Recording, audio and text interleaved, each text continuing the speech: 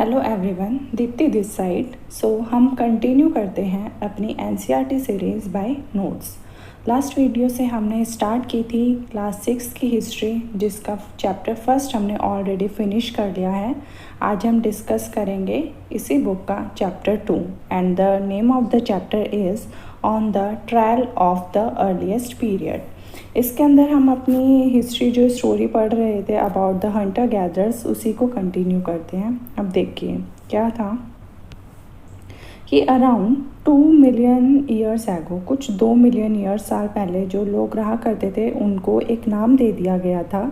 क्या नाम दिया गया था? हंटर गैदरर्स कहने लग गए थे। हंटर गैदरर्स क्यों कहते थे? क्योंकि वो फूड गैदर किया करते थे। वो फूड गैदर कैसे करते थे? They hunted wild animals. वो जो वाइल्ड एनिमल्स, जो जानवर होते थे, उनका शिकार किया करते थे, इसलिए उनको हंटर गैदरर्स बोला जाता था। जो अपने खाने को क्या करते थे? इकट्ठा किया करते थे, कलेक्ट किया करते थे।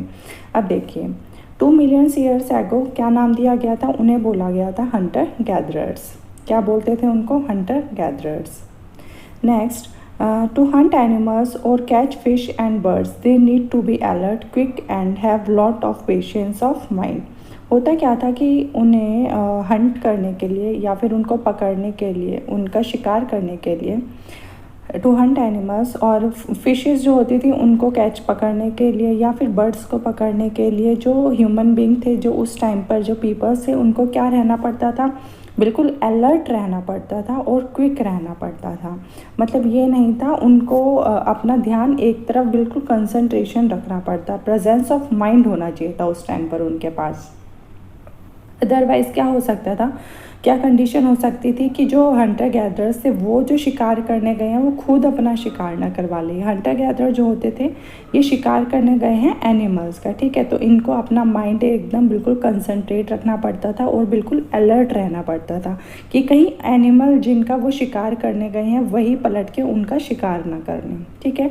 द नेक्स्ट चीज़ क्या थी? To collect plant produce, they need to find out which plant और part of plant are edible. अब देखो यहाँ पर तो उन्होंने एनिमल्स का शिकार कर लिया, बट जो प्लांट्स थे, अब वो प्लांट से भी कुछ ना कुछ अपने खाने का ले सकते थे, कुछ प्लांट प्रोड्यूस उनके खाने लायक हो सकता था।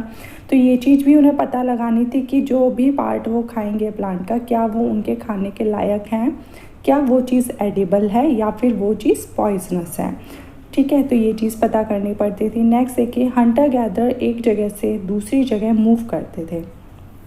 अब होता क्या था कि जो हंटर गैदरर्स थे ये ऐसा नहीं था कि एक ही जगह पे रहते थे, इनका कोई परमानेंट सेटलमेंट नहीं था, इनका कोई परमानेंट घर नहीं था कि जहाँ पर ये एक जगह पे रहते थे। बट होता क्या था कि ये एक जगह से, एक प्लेस से दूसरे प्लेस मूव करते रहते थे।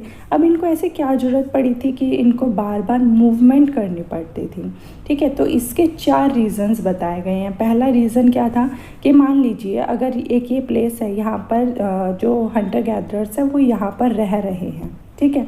अब यहाँ पे वो रह रहे हैं तो एक टाइम के बाद क्या होता था कि इस प्लेस पे जो भी अवेलेबल फूड है, जैसे कोई भी प्लांट्स हैं, ठीक है, जिसका पार्ट वो खा सकते थे, या फिर जो यहाँ पर अवेलेबल एनिमल्स होते थे उनका, जिसका वो शिकार करके अपना खाना बना सकते थे, तो एक टाइम के बाद वो जो अवेलेबिलिटी होती थी of the plants and animals क्या होता था? ख़त्म हो जाता था। जब एक जगह पे कोई चीज़ ख़त्म हो जाती थी तो उन्हें उस जगह को छोड़ के दूसरी जगह पर जाना पड़ता था अपनी ज़रूरतों को पूरा करने के लिए, ठीक है।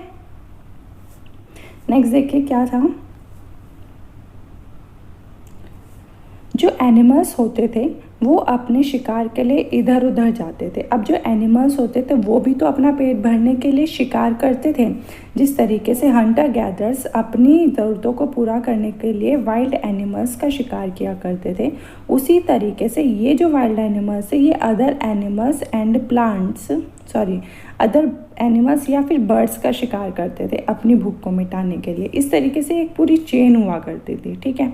तो होता क्या था कि वो जो एनिमल्स थे वो अपने शिकार के लिए इधर उधर जाया करते थे। जैसे for example deer, cattle, grass and leaves की खोज में इधर उधर जाते थे, ठीक है, मतलब अपना प्लेस जगह जगह बदलते रहते थे। ऐसा तो नहीं है ना कि कैटल एक परमानेंट घर है, वहाँ पे ही रहती है और आसपास उसे खाने के लिए ग्रास मिल जाती है, ऐसा नहीं होता था। जो कैटल होते हैं या फिर डियर जो होते थे, वो क्या था, अपनी भूख को मिटाने के लिए पत्तियों या घास की खोज में एक प्लेस से दूसरी प्लेस पे जाते रहते थे।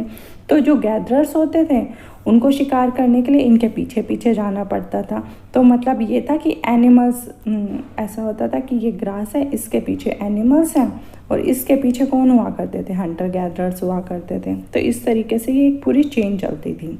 ठीक है, नेक्स्ट देखिए थर्ड पॉइंट क्या है। ट्रीज़ पर फल लगाते थे अलग अलग सीज़न में, तो इन अलग अलग प्लांट्स एंड एनिमल्स के लिए season two season gathers move करते थे। मतलब क्या है कहने का इस लाइन के अंदर, इस पॉइंट के अंदर, कि हर प्लांट पे जो फ्रूट्स होते हैं, ठीक है, फ्रूट्स जो हैं वो एडिबल पार्ट है, ह्यूमन बीइंग अच्छे से आराम से फ्रूट्स खा सकता है।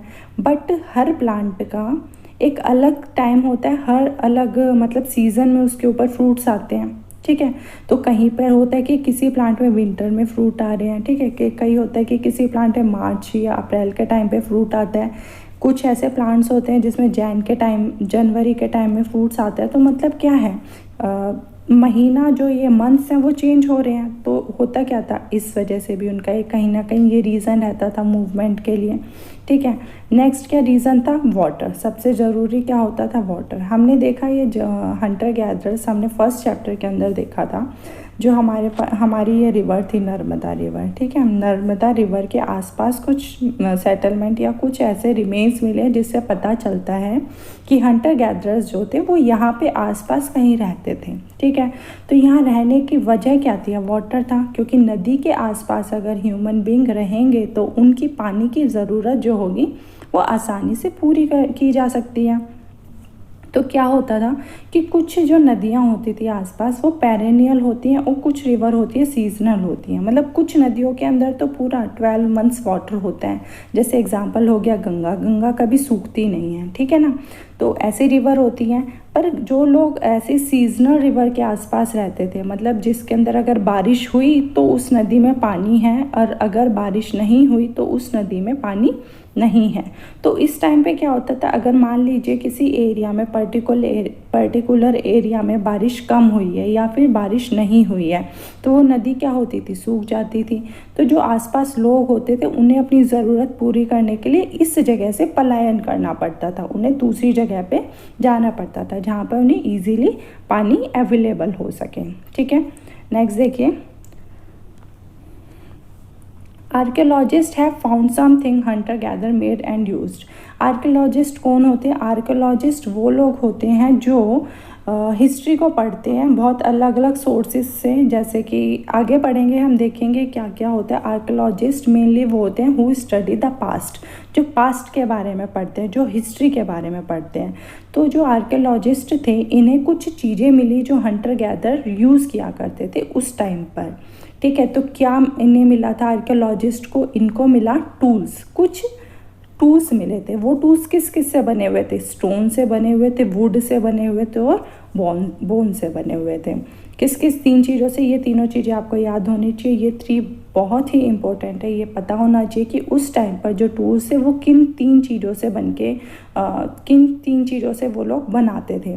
वो एक स्टोन का यूज़ करते थे, एक वुड का यूज़ करते थे और एक बोन का यूज़ करते थे। ठीक है, नेक्स्ट देखिए, अब क्वेश्चन आता है कि वो लोग टूल्स बनाते ही क्यों थे। मतलब जब वो हंट कर रहे हैं, जब उन्हें प्लांट से खाने के लिए चीज़ें मिल रही हैं, ठीक है, अगर एनिमल्स से उन्हें अपना खाना मिल रहा है, पीने के लिए पानी उन्हें रिवर से मिल रहा है, तो उन्हें टूल्स की क्या ज़रूरत पड़ी।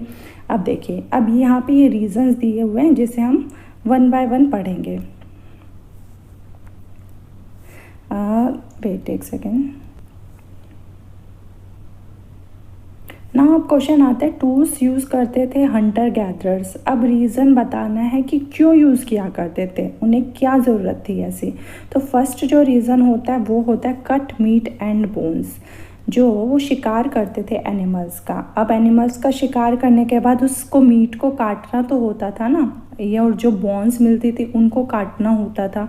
तो उसको काटने के लिए किसका यूज़ किया जाता था, इन्हीं टूल्स का यूज़ किया जाता था। और क्या था, स्क्रैप बार्क, जो छाल होती है पेड़ों की, ठीक है। ये जैसे पेड़ होती है, इसको स्क्रैप करके घिस घिस के जो निकाली जाती है, छाल निकालना, उसके लिए यूज़ किए जाते थे ये टूल्स। या सेकंड क्या होता था, एनिमल स्किन हाइड्स, जो एनिमल्स की स्किन होती है ऊपर से, जैसे कोई एनिमल को इन्होंने हंट करने के बाद उसकी स्किन को निकालने के लिए इन टूल्स का यूज़ किया जाता था। थर्ड क्या था, चॉप फ्रूट एंड रूट्स। इन्हें पता चल चुका था उस टाइम पर कि प्लांट्स के ऊपर फ्रूट्स आते हैं जो खाने लायक होते हैं, जो एडिबल पार्ट हो सकता है, या फिर कुछ प्लांट्स ऐसे होते थे जिनकी रूट्स भी एडिबल होती थी, पॉइजनस नहीं होती थी, ह्यूमन बीइंग उसको खा सकते थे, तो उसको चॉप करने के लिए काम आते थे ये टूल्स। फोर्थ क्या रीज़न हो सकता है, क्या था उनका रीज़न, इसमें वुड एंड बोन के हैंडल अटैच कर देते थे जिससे स्पीयर्स एंड एरो बनते थे। अब इनके पास ऑलरेडी टूल्स तो थे, ठीक है। अब टूल्स के अंदर अगर ये मान लीजिए इनके पास वुड है, इस टाइम पे स्टोन भी अवेलेबल है, कहीं ना कहीं से इन्होंने बोन्स का भी जुगाड़ कर लिया, ठीक है। इनके पास ये 3 चीज़ें हैं। अब इन तीनों चीज़ों को मिला के कुछ ना कुछ ये क्या करते थे, अपने जो यूज़फुल प्रोडक्ट हो सकता था वो बनाते थे, ठीक है। तो जैसे ये टूल्स तो ऑलरेडी हैं, अब इस टूल्स के अंदर अगर मान लीजिए वुड की कोई एक एरो लगा दी जाए, मान लीजिए ये एक कोई इनका टूल है, ठीक है, इधर एक इन्होंने वुड का एक डंडा लगा दिया, तो कहीं ना कहीं इनके लिए एरो जो शिकार करने में काम आते थे, ये स्पीयर्स एंड एरो कुछ बना लेते थे। जो इनका क्या यूज़ था इनका, कि वो अगर शिकार करने जा रहे हैं, हंट करने जा रहे हैं, तो उनकी मदद किया करते थे। नेक्स्ट है चॉप वुड, मतलब लकड़ी को काटने के काम आते थे ये। जैसे फायर वुड, मान लीजिए मीट है या जो भी खाना बना रहे हैं, मीट को बर्न मतलब पकाने के लिए, ठीक है, उसको पकाने के लिए किसकी ज़रूरत पड़ती थी, कहीं ना कहीं आग की ज़रूरत पड़ती थी। और आग किस में लगाई जाती थी, जब वुड अवेलेबल होगी तभी तो आग जला सकेंगे, जब वुड ही नहीं होगी तो फायर कैसे जलाई जाएगी, ठीक है। तो ये सब इसके ज़रूरत थी, जिनको क्या पूरा करता था, ये जो टूल्स इनको मिले थे इनकी हेल्प से ये काम किया करते थे। एक 6th पॉइंट देख लेते हैं, वुड। अब लकड़ी जो थी ये क्या है, जो इन्होंने स्टोन्स टूल्स बनाए हैं उन टूल्स की मदद से इन्होंने लकड़ी काटी, तो वुड तो इनके पास अवेलेबल होगी। अब जब इनके पास लकड़ी आ गई तो क्या करा, इन्होंने हट बनाना स्टार्ट करा, हट बनाई या फिर टूल्स बनाने में यूज़ करने लग गए वुड का, ठीक है। वुड से क्या बनाया इन्होंने, रहने के लिए कुछ ना कुछ झोपड़ी बनाना स्टार्ट कर दिया, और वुड से टूल्स भी बनाना स्टार्ट कर दिया जो इनके बाद में यूज़ आएंगे, ठीक है। नेक्स्ट आता है फैक्ट्री साइट। अब फैक्ट्री साइट क्या होता है, अब देखिए factory site, places where stone was found and where people made tools. वो प्लेसेस, फैक्ट्री साइट्स वो प्लेस होता है, या उस टाइम पर फैक्ट्री साइट वो प्लेस हुआ करता था जहाँ पे स्टोन्स मिलते थे, ठीक है, जहाँ पे पत्थर मिला करते थे, और जिन पत्थरों से क्या होता था, टूल्स बनाए जाते थे। ऐसा नहीं था कि स्टोन्स जो है हर जगह अवेलेबल नहीं होता था, ठीक है, जिसको टूल बनाया जा सके, ठीक है। तो कुछ जगह ऐसी होती थी जहाँ पर ये स्टोन्स मिलते थे, और यहीं पर इन स्टोन्स के टूल्स बनाए जाते थे। जिस जगह पे स्टोन का मिलना और स्टोन को यूज़ करके टूल बनाना, उसी साइट को क्या कहा जाता था, फैक्ट्री साइट कहा जाता था। उसको क्या बोलते थे, फैक्ट्री साइट बोलते थे। नेक्स्ट है हैबिटेशन कम फैक्ट्री साइट। अब देखिए अब क्या आता है, हैबिटेशन कम फैक्ट्री साइट। फैक्ट्री साइट हमने देख लिया, जहाँ पर स्टोन्स मिलते हैं और इन स्टोन्स को यूज़ करके क्या बनाया जाता है, टूल्स बनाया जाता है, तो उस साइट को बोला जाता था फैक्ट्री साइट्स। पर हुआ क्या, धीरे धीरे जिस साइट पर ये सब चीज़ें की जाती थी, मान लीजिए मैंने ये जो है ये एक फैक्ट्री साइट है, ठीक है, फैक्ट्री साइट है, मतलब यहाँ पर स्टोन्स भी मिलते हैं और इन्हीं स्टोन्स का यूज़ करके टूल्स भी बनाए जा रहे हैं, ठीक है। बट यहाँ पर जो भी हंटर गैदरर्स है, तो इन्होंने धीरे धीरे क्या किया कि ये लोग ना अपना जहाँ पे इन्होंने हट बना रखे थे वहाँ से पलायन करके वो इधर ही आके रहने लग गए। अब ये लोग यहीं पे रहते थे और यहीं पे टूल्स बनाया करते थे। तो जब यहाँ पे रहने लग गए तो उसे क्या बोला गया, हैबिटेशन बोला गया। हैबिटेट बना लिया ना यहाँ पे आके इन लोगों ने। जब यहाँ पर ये रहने लग गए तो हैबिटेशन हो गया, साथ में स्टोन्स अवेलेबल थे, स्टोन्स के टूल्स भी बन रहे थे, तो फैक्ट्री साइट भी थी। तो इसको क्या बोला गया, कंबाइंड नेम इसका रखा गया हैबिटेशन कम फैक्ट्री साइट। कुछ लोग यहाँ रहते भी थे और क्या करते थे, टूल्स भी बनाते थे। ठीक है। तो अब नेक्स्ट देखिए क्या एग्जाम्पल दिया हुआ है ऐसे ही एक हैबिटेशन साइट का। वो क्या एग्जाम्पल है, भीमबेटका एमपी में। ये एक साइट मिलती है जो हैबिटेशन साइट है, और ये कहाँ मिलती है, एमपी में मिलती है। नेक्स्ट देखिए, people rocks and natural caves में रहते थे बिकॉज ये प्रोवाइड करते थे शेल्टर फ्रॉम रेन से, हीट से एंड विंड से।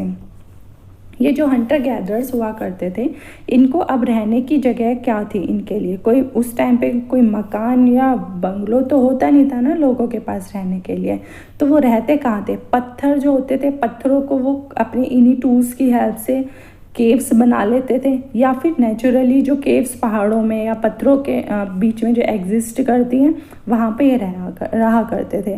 अब इन्हें ज़रूरत क्या थी, नेचुरल केव्स या फिर रॉक्स में रहने की ज़रूरत थी। ऑब्वियसली जिस तरीके से सीज़न होता है, भाई समर सीज़न है तो उस टाइम पे गर्मी तो ऐसा नहीं है ना कि अभी से पड़ना स्टार्ट हुआ है, गर्मी तो स्टार्टिंग से ही है ना, या रेन जो होती है वो तो स्टार्टिंग से ही हो रही है ना अर्थ के ऊपर।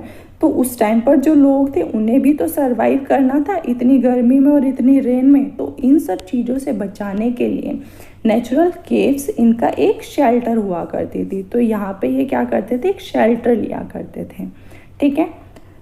यहाँ पर अब इसमें एक एग्जांपल है विंध्यास, जो आपका डेकान प्लेट्यू के ऊपर पड़ता है, विंध्यास, ठीक है। विंध्यास एंड डेकान प्लेट्यू में natural caves and rock shelter मिले हैं, जो ये किसी टाइम पर हंटर गैदरर्स के द्वारा यूज़ किए जाते थे। तो कहाँ पे मिले हैं ये याद रखिएगा, विंध्यास एंड डेकान प्लेट्यू के अंदर, ठीक है।